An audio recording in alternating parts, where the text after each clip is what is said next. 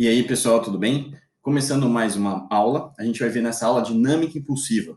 O que seria essa questão da dinâmica? É quando dois corpos vão colidir, dois ou mais corpos vão colidir. A gente vai ver nessa aula por que é importante usar o plástico bolha, o airbag. Outra coisa que também é interessante é se você pegar uma colher e colocar debaixo da água, dependendo da face que ela tiver, a força que ela exerce sobre a colher pode ser maior ou menor, somente devido à face. A gente também vai ver como que se transfere energia de um corpo para outro, quando ocorre a colisão. Mas para isso, essa primeira parte do vídeo, a gente vai fazer uma introdução. A gente vai recapitular um assunto muito importante para a gente entender bem a dinâmica impulsiva posteriormente. A primeira parte é recapitular uma coisa chamada leis de Newton. Então, peraí, se eu escrever aqui de preto, leis de Newton. As leis de Newton, eu destaco para vocês 3 delas. Na verdade, são 3 leis. A primeira lei de Newton, que é chamada lei da inércia. Lei da inércia. Muito bem, o que seria essa lei da inércia, né? Como que a gente pode traduzir essa lei da inércia? Ela diz o seguinte: todo corpo tem inércia. E essa inércia é uma vontade. Ou seja, todo corpo tem vontade. Se a força resultante sobre esse corpo for zero, esse corpo tende a permanecer em seu estado. O corpo tende, devido à sua inércia, permanecer em equilíbrio. Permanecer em equilíbrio.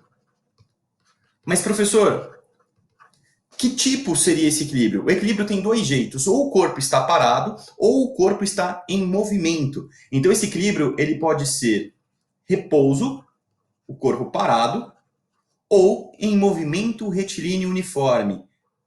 O que seria o movimento retilíneo uniforme? Um corpinho se movendo em linha reta, onde o valor da sua velocidade, direção e sentido vão ser constantes. Muito bem, formou um triângulo que não era para formar. Agora sim, aí. E o repouso é quando o corpinho se encontra parado. A velocidade dele vale zero.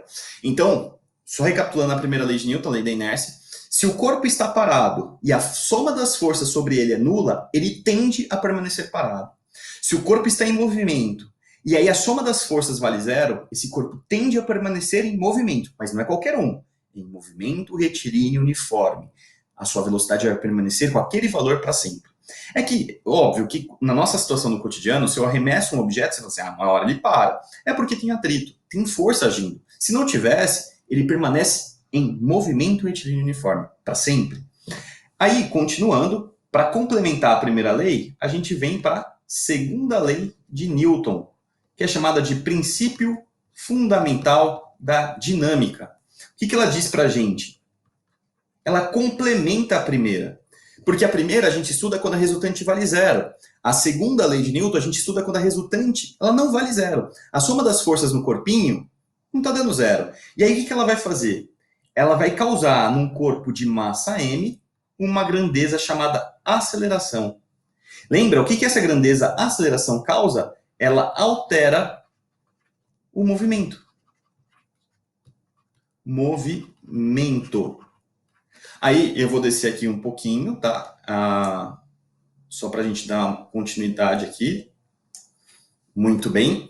Então, quando a resultante ela existe, ela vai alterar o movimento do corpo. Mas a pergunta é, como que esse movimento vai ser alterado? Aí você tem que perceber como que essa resultante vai atuar sobre o corpinho, que foi a matéria que a gente viu. Se a força resultante for a favor da velocidade, ou contra, vamos colocar aqui na mesma direção da velocidade, essa resultante ela é chamada de tangencial. Portanto, você vai ter força resultante tangencial é massa vezes aceleração tangencial. Pessoal, lembra que isso é muito importante. A aceleração está na mesma direção e sentido da força resultante. Se a força resultante é chamada de tangencial, essa aceleração é chamada de tangencial. E o que ela faz? Se essa aceleração for constante, a gente está dentro do movimento uniformemente variado. Ou, mais especificamente, vamos abrir melhor o leque, o MRUV, movimento retilíneo uniformemente variado. Aí a gente pode usar sorvetão, vovô ateu, Torricelli para resolver o problema. Porque essa aceleração ela vai ser a favor da velocidade ou ela vai ser contra. O que, que ela faz? Ou ela deixa esse carro mais rápido ou ela deixa esse carro mais devagar. Isso se ela for constante. Agora, outra situação que a gente viu é se o corpinho descreve um movimento circular. Ele está aqui. Aí vou desenhar aqui a velocidade nele. Ó. Velocidade. Aí ele tem uma força, só que agora essa força ela não está a favor. Ela está apontando para o centro da curva. Ela está perpendicular à velocidade. Quando a resultante é perpendicular, ela é chamada de centrípeta. E o que, que ela faz? Ela vai causar uma aceleração centrípeta. E a gente pode, de fato, aplicar a segunda lei de Newton, força resultante centrípeta é massa vezes a aceleração centrípeta. Aí o que, que essa aceleração centrípeta vai fazer sobre o corpinho? Ela vai alterar a direção da velocidade. Ela não muda o valor. O valor dessa velocidade vai permanecer o mesmo. Ele não vai mudar. Peraí que eu circulei errado. O valor da velocidade vai permanecer o mesmo durante todo o movimento, nesse exemplo que eu estou dando. E essa situação aqui, a gente já estudou também. É um movimento circular e uniforme. Beleza? Ah, professor, e se a resultante não for nem a favor ou contra, né, não for paralela à velocidade e nem perpendicular?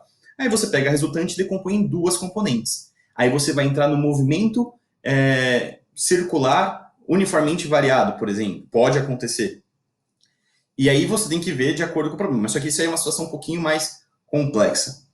Dando continuidade, a gente vai chegar agora na terceira lei de Newton. Deixa eu só subir mais um pouquinho. Aí. A terceira lei de Newton, ela é chamada de ação e reação. Ação e reação. E aí, o que acontece? Eu tenho aqui uma pessoa, ela vai empurrar uma caixa.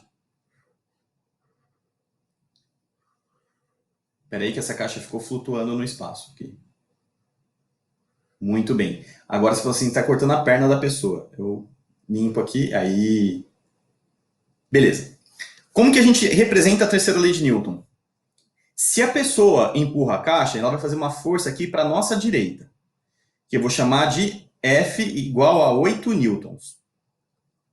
Aplicando a terceira lei de Newton, se ele empurrou a caixa empurra essa pessoa. E essa força tem que valer 8 newtons. Agora, vem a questão que é o seguinte, muita gente quer colocar o sinal menos 8. Pessoal, quando você mexe com o vetor, o sinal ele não é no valor, ele é no vetor. Eu vou traduzir para vocês de outra forma. Se eu digo para você que a força F vetor, ela tem direção horizontal, eu digo para você que o sentido dela é para a direita, e eu falo para você que a intensidade dessa força vale 8 newtons. Perceba que intensidade, eu não ponho a setinha em cima, eu ponho a letra e o valor. Essas três características que eu citei representam o vetor F. E ele tem esse símbolo, F e a setinha em cima. Bom, olhando para essas duas forças que nós temos, quem representa o vetor F? Esse aqui, ó. Esse conjunto de informações representa o vetor F. Espera aí que formou um triângulo que não era para formar. Aí...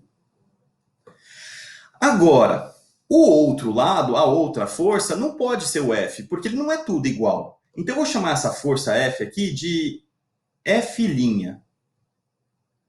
Perceba que essa força F', ela tem direção horizontal, ela tem sentido para a esquerda, que é a ponta da seta, a força que está atuando em mim, né, que eu empurrei a caixa está me empurrando. E a intensidade dela vale 8 newtons.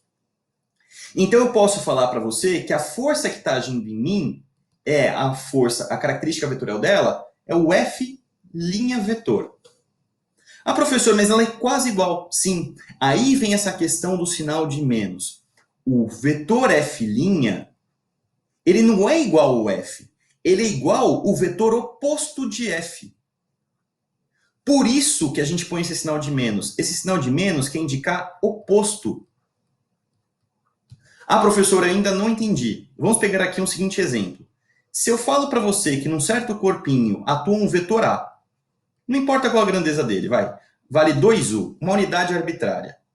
E no corpinho B, atua um outro vetor, que vou chamar de B igual a 2U.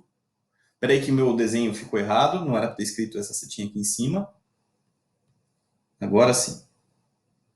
A vale 2U e B vale 2U. Eu posso falar que esse conjunto inteiro representa um vetor A? Posso. Eu posso falar que esse conjunto inteiro aqui representa um vetor B? Posso. Então, toda vez que eu falar vetor A, o que você vai entender? É um vetor para a direita que ele vale quanto de intensidade? 2U. Toda vez que eu falar vetor B, ele é um vetor de mesmo tamanho, só que o sentido oposto. 2U. Tá. Eu posso escrever, então, que se existe o vetor A, existe o seu oposto. Então, esse menos A é um outro vetor, só que o oposto. Ele é assim. Então, eu concluo que o vetor B é igual o oposto de A.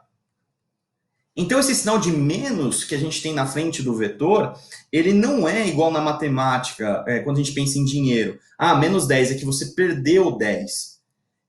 Menos 20, você perdeu 20. Não. Quando você tem um sinal de menos na frente do vetor, é que ele é um vetor oposto àquele. Então, quando você vê esse sinal de menos na frente do vetor A, é que não é o vetor A. Você vai representar o oposto de A. Isso é fundamental compreender no momento que a gente faz as continhas vetoriais. Beleza? Então, você pode falar na terceira lei de Newton, eu fiz uma força F na caixa. Portanto, a caixa fez uma força menos F vetor em mim. Não que ela fez menos 8, ela fez 8. É que o sentido é o oposto.